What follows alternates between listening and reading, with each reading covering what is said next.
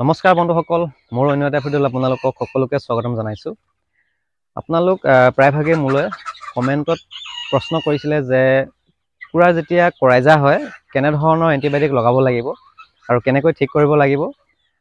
আপোনালোকে এই কথাখিনি মোক সুধি আছিলে, গতিকে মই আজি এই ভিডিঅ'টোত আপোনালোকক জনাব বিচাৰিছোঁ যে কুকুৰাৰ কৰাইজা হ'লে আমি কেনেধৰণে ট্ৰিটমেণ্ট ল'লে কুকুৰাৰ সেই কৰাইজাৰ পৰা কুকুৰাখিনি ভাল হ'ব।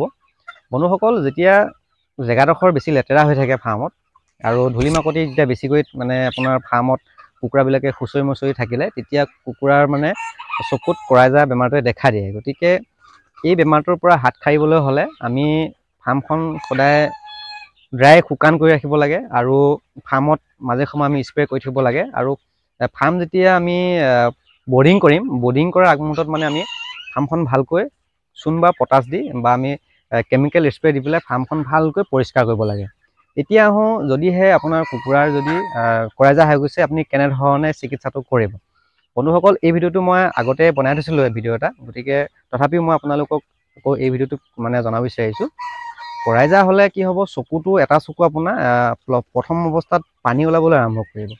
পানী ওলোৱাৰ পিছত চকুটো লাহে লাহে আপোনাৰ ডাঙৰ হৈ ফুলিবলৈ আৰম্ভ কৰিব আৰু ফুলাৰ পিছত কি হ'ব, চকুটো আপোনাৰ বন্ধ হৈ যাবলৈ আৰম্ভ কৰিব।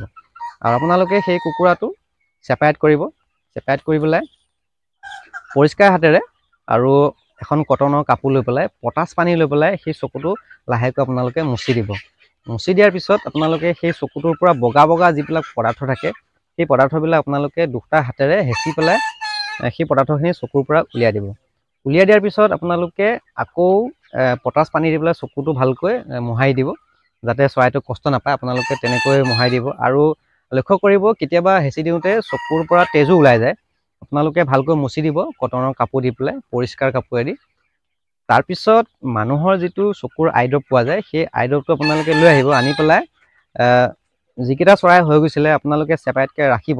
ৰখাৰ পিছত প্ৰতিদিনাখন আপোনালোকে পটাছ পানী দি ৱাছ কৰিব আৰু আইড্ৰপ দুটোপালকৈ ৰেগুলাৰ দিব চেষ্টা কৰিব। আপোনালোকে 5 দিনমান দিব লাগিব।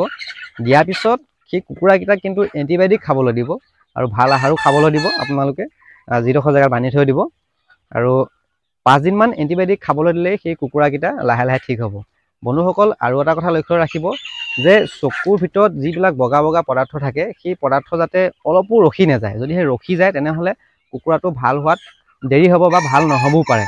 গতিকে আপোনালোকে যদি ভালকৈ পৰিষ্কাৰ কৰি দিয়ে, পৰিষ্কাৰ কৰি পেলাই যদি চকুৰ আইড্ৰপটো দি থাকে বা পটাছ পানী দি যদি আপোনালোকে সদায় ৱাছ কৰি থাকে তেনেহ'লে সেই কুকুৰাটো সুন্দৰকৈ অতি সোনকালে ঠিক হৈ পৰিব।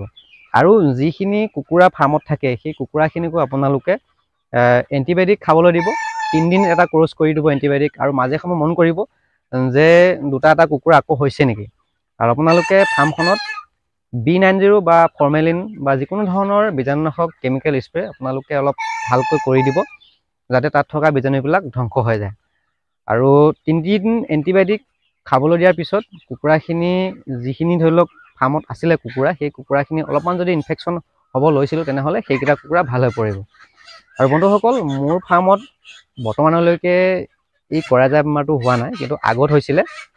যিহেতু মই ফাৰ্মখন চৰাইখিনি বিকাৰ পিছত সুন্দৰকৈ চূণ পানী দি আৰু পটাছ পানী দি পেলাই মই ফাৰ্মখন ভালকৈ চাফা কৰোঁ, গতিকে মোৰ ফাৰ্মত এনেধৰণৰ বেমাৰ দেখা দিয়া নাই।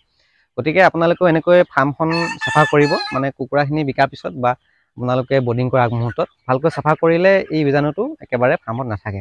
আৰু যদিহে আপোনালোকে ভালকৈ চাফা নকৰে তেনেহ'লে আপোনাৰ ফাৰ্মত বাৰে বাৰে এই কৰাইজা বেমাৰটোৱে দেখা দি থাকিব পাৰে।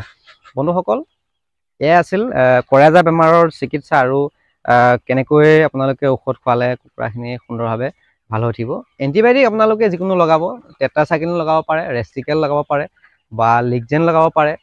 যিকোনো ধৰণৰ এণ্টিবায়'টিক আনি পেলাই আপোনালোকে লগাব।